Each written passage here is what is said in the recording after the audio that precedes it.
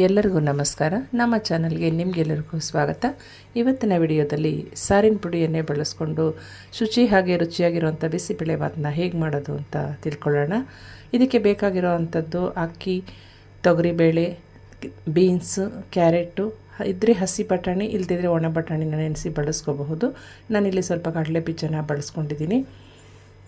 ಅರ್ಧ ಈರುಳ್ಳಿ, 1 ಟೊಮೆಟೊ, ಸ್ವಲ್ಪ ಹುಣಸೆ ರಸ, ಬೆಲ್ಲ ಅರ್ಧ ಚಮಚ, ಉಪ್ಪು ರುಚಿಗೆ ತಕ್ಕಷ್ಟು, ಒಗ್ಗರಣೆಗೆ ತುಪ್ಪ ಅಥವಾ ಎಣ್ಣೆ, ಒಣಕೊಬ್ಬರಿ ಮತ್ತು ಗಸಗಸೆ 1 ಚಮಚ, ಬ್ಯಾಡಗಿ ಮೆಣಸಿನ್ಕಾಯಿ 2 ಚಕ್ಕೆ, 2 ಲವಂಗ ಮತ್ತು ಅನಾನಸ ಹೂವು.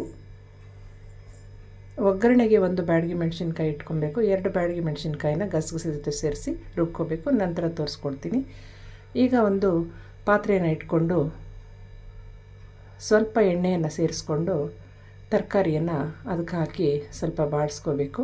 ಈ ರೀತಿ ಏನಕ್ಕೆ ಮಾಡ್ತೀವಿ ಅಂದರೆ, ನಮಗೆ ಬಿಸಿಬೇಳೆಭಾತ್ ಒಳಗಡೆ ತರಕಾರಿ ಕ್ರಂಚಿಯಾಗಿ ಸಿಗಬೇಕು ಅಂದರೆ ಈ ರೀತಿ ಮಾಡಬೇಕು. ಇಲ್ಲದೆ ಹೋದರೆ ಡೈರೆಕ್ಟಾಗಿ ಅನ್ನದ ಜೊತೆ ನಾವು ಇದನ್ನು ಹಾಕಿಬಿಟ್ರೆ ಉಪ್ಪು ಅಷ್ಟು ಹಿಡ್ದಿರಲ್ಲ, ಮತ್ತು ತರಕಾರಿ ಮತ್ತು ನಮಗೆ ಕ್ರಂಚಿಯಾಗಿ ಕೂಡ ಇರೋಲ್ಲ. ಹೀಗೆ ಸ್ವಲ್ಪ ಉಪ್ಪು ಸೇರಿಸಿ ಸ್ವಲ್ಪ ತರಕಾರಿಯಲ್ಲಿ ನೀರಿನಂಶ ಕಡಿಮೆ ಆಗಿ ಅದು ಕ್ರಂಚಿಯಾಗಿ ಆಗೋ ತನಕ ಸ್ವಲ್ಪ ಬಾಡಿಸ್ಕೊತಾನೆ ಇರಬೇಕು. ಈಗ ಟೊಮೆಟೊನ ಅದಕ್ಕೆ ಸೇರಿಸ್ಕೋಬೇಕು. ಮತ್ತು ಕ್ಯಾಪ್ಸಿಕಮ್ಮು ಹಾಕಿದ್ದೀನಿ. ಎಲ್ಲವನ್ನು ಸೇರಿಸಿ ಒಟ್ಟಿಗೆ ಬೆರೆಸ್ತಾ ಸೇರಿಸ್ಕೊಂಡು ಬಾಡಿಸ್ಕೋಬೇಕು. ಈಗ ತೊಗರಿಬೇಳೆ ಮತ್ತು ಅಕ್ಕಿಯನ್ನು ತೊಳೆದು, ಅಂದರೆ 3/4 ಭಾಗ ಅಕ್ಕಿ ಮತ್ತು 1/4 ಭಾಗ ಬೇಳೆಯನ್ನು ನಾನಿಲ್ಲಿ ಬಳಸ್ಕೊಂಡಿದ್ದೀನಿ. ಇದು ವಿಟಮಿನ್ ಫುಡ್ಡು. ಈಗ ತೊಳೆದು ಅದಕ್ಕೆ ಸೇರಿಸಿದ್ದು ಆದಮೇಲೆ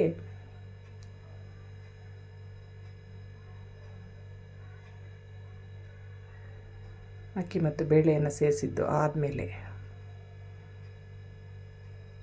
ಅದಕ್ಕೆ ಎಷ್ಟು ಪ್ರಮಾಣ ನೀರು ಬೇಕೋ ಅಷ್ಟು ಸೇರಿಸ್ಕೋಬೇಕು.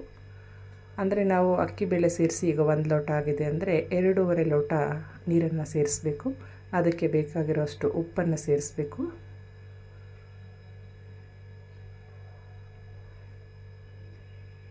ಮುಚ್ಚಳನ ಮುಚ್ಚಿ ಜಸ್ಟ್ 1 ವಿಸಲನ್ನು ಹಾಕಿಸ್ಕೋಬೇಕು. ಈಗ 5 ವಿಸಿಲ್ ಬರೋದ್ರೊಳಗಾಗಿ ನಾವು ಗಸಗಸೆ ಮತ್ತು ಬ್ಯಾಡಗಿ ಮೆಣಸಿನ್ಕಾಯನ್ನು ಸೇರಿಸಿ ನುಣ್ಣಗೆ ನೀರು ಸ್ವಲ್ಪ ಸೇರಿಸ್ಕೊಂಡು ರುಬ್ಕೊಬೇಕು.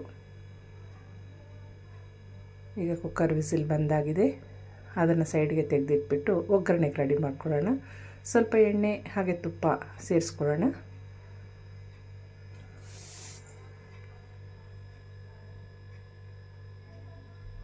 ಇದಕ್ಕೆ ಸ್ವಲ್ಪ ಹಿಂಗು ಹಾಕ್ಕೋಬೇಕು. ಸ್ಮೆಲ್ಲು ಚೆನ್ನಾಗಿರುತ್ತೆ, ಫ್ಲೇವರು. ಕಟ್ ಮಾಡ್ಕೊಂಡಿರೋ ಈಗ ಒಗ್ಗರಣೆಗೆ ಇಟ್ಕೊಂಡಿದ್ವಲ್ಲ ಕಡಲೆ ಬೀಜ, ಕಲ್ಲರ್ಗೆ ಅಂತ 1 ಬ್ಯಾಡಗಿ ಮೆಣಸಿನ್ಕಾಯಿ, ಒಂದು ಸ್ವಲ್ಪ ಗೋಡಂಬಿಯನ್ನು ಈಗ ಅದಕ್ಕೆ ಹಾಕಿ ತಿರುಗಿಸ್ತಾ ಹೋಗೋಣ. ಈರುಳ್ಳಿ, ಕರಿಬೇವು ಆ ಒಗ್ಗರಣೆ ಜೊತೆಗೆ ಹಾಕ್ಕೊಂಡಿದ್ದೀನಿ.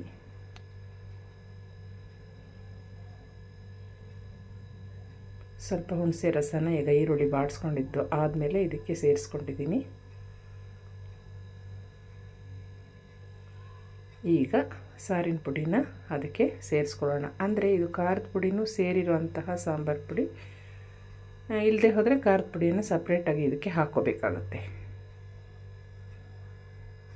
ಹೀಗೆ ಮಧ್ಯಮ ಉರಿಯಲ್ಲಿ ಈ ಒಗ್ಗರಣೆಯನ್ನು ಬಾಡಿಸಿದ್ದು ಆದಮೇಲೆ, ಅಂದರೆ ಸಾರಿನ ಪುಡಿಯನ್ನು ಸ್ವಲ್ಪ ಕುದಿಯೋಕೆ ಇಡಬೇಕಾಗತ್ತೆ. ಸ್ವಲ್ಪ ನೀರನ್ನು ಸೇರಿಸ್ಕೋಬೇಕು. ಈಗ ಅಂದರೆ ಬಿಸಿಬೇಳೆಭಾತು ಸ್ವಲ್ಪ ತೆಳ್ಳಗಿರಬೇಕಲ್ವ, ಅದಕ್ಕೆ ಈಗ ಇದಕ್ಕೆ ಸ್ವಲ್ಪ ನೀರು ಸೇರಿಸಿ ಸಾರಿನ ಪುಡಿ ಸ್ಮೆಲ್ಲು ಹೋಗೋ ತನಕ ಕುದಿಸ್ಬೇಕು. ಮತ್ತು ರುಬ್ಬಿಟ್ಕೊಂಡಿದ್ವಲ್ಲ ಈಗ ಬ್ಯಾಡಗಿ ಮೆಣಸಿನ್ಕಾಯಿ ಮತ್ತು ಗಸಗಸೆ, ಅದನ್ನು ಇದಕ್ಕೆ ಸೇರಿಸೋಣ. ಕಲರಾಗಿ ಬರಲಿ ಅಂತ ಇಲ್ಲಿ ಬ್ಯಾಡಗಿ ಮೆಣಸಿನ್ಕಾಯನ್ನು ಸೇರಿಸ್ಕೊಂಡಿರೋವಂಥದ್ದು.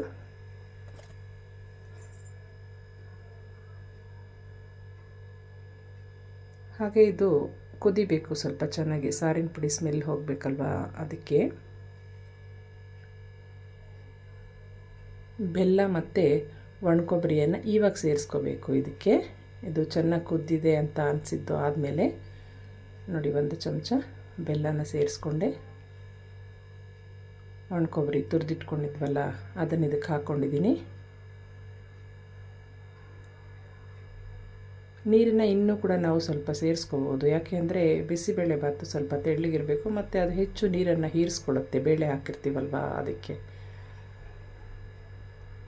ಮತ್ತು ಕುಕ್ಕರು ಆರಿದೆಯಾ ಅಂತ ಪಕ್ಕದಲ್ಲಿ ನಾವು ತೆಗೆದು ನೋಡ್ಕೋಬೇಕು. ಇದು ಒಗ್ಗರಣೆ ಅಲ್ಲಿ ಸಾರಿನ ಪುಡಿ ಬೇಯ್ತಾ ಇದೆಯಲ್ವಾ, ನೋಡಿ ಈ ರೀತಿ ಅನ್ನ ತರಕಾರಿ ಬೇಳೆ ಎಲ್ಲ ಬೆಂದಿರುತ್ತೆ. ಈಗ ಇದಕ್ಕೆ ಒಗ್ಗರಣೆನ ಬಗ್ಸೋಣ.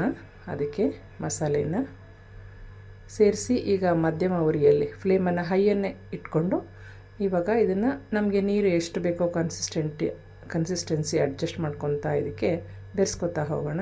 ನೋಡಿ ಬಹಳನೇ ಚೆನ್ನಾಗಿದೆ ಕಲರು, ಟೇಸ್ಟು ಕೂಡ ಹಾಗೆ ಇರುತ್ತೆ. ನೀವು ಕೂಡ ಖಂಡಿತ ಟ್ರೈ ಮಾಡಿ. ಇದನ್ನು ಸ್ವಲ್ಪ ಹೊತ್ತು ಕುದಿಸ್ಬೇಕು, ಯಾವುದೇ ಕಾರಣಕ್ಕೂ ವಿಷಲ್ ಮಾಡಿಸ್ಬಾರ್ದು.